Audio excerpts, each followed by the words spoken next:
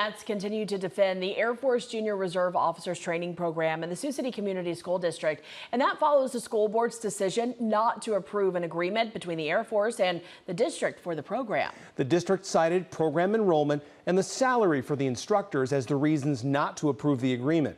KTIV's Gabriela Quinones talked to cadets about the school board's decision and the dilemma they now face.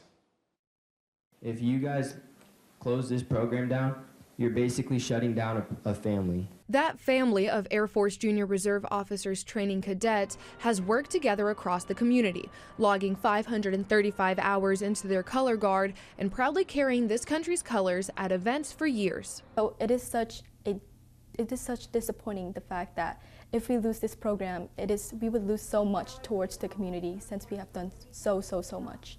The cadets do drill from 5:45 a.m. to 7 a.m. every morning before school.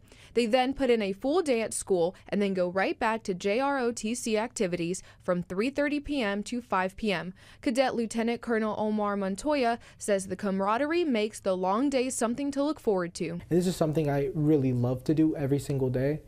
I don't really care how long it takes, how long the days are. I want to be there for it. The more we work together, just the more we understand each other and the more we want to be here. At its March 10th meeting, the Sioux City Community School Board voted not to approve the agreement for the program for the upcoming school year. One reason? The salaries paid to the instructors. Board member Lance Emke said the district pays 75% of the instructors' salaries, with the Air Force contributing the other 25%. But instructor Andrew Johnson said the district pays 50% of the salaries, with the Air Force picking up the other 50%. In a statement, a district spokesperson told KTIV, quote, "Limited state dollars and a funding deficit cause us to evaluate programs for equity and viability, sometimes resulting in difficult decisions. Without any changes to the Air Force's program requirements, it is challenging for us to recommend continuing the program," end quote. In Sioux City, Gabriela Quinones, KTIV News 4.